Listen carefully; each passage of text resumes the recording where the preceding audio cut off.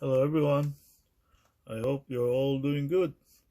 Now what we have here is a coin from Indonesia, and it is from 1971, composed of copper nickel with a diameter of 24 millimeters.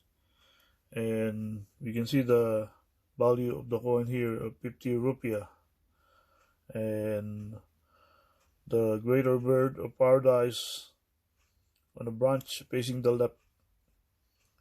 Uh, it is also milled, and on the reverse side we can see the letterings surrounding the value. It says Bank Indonesia 50 rupiah, and the date below 1971. They made a lot of this coin. They made around a billion of this coin, so it's a lot of it, but still sells 50 cents to $1 uncirculated. And yeah, this looks well, maybe except maybe so nearly $1, hopefully. It's a nice coin. Thank you very much, and I hope you all have a good day.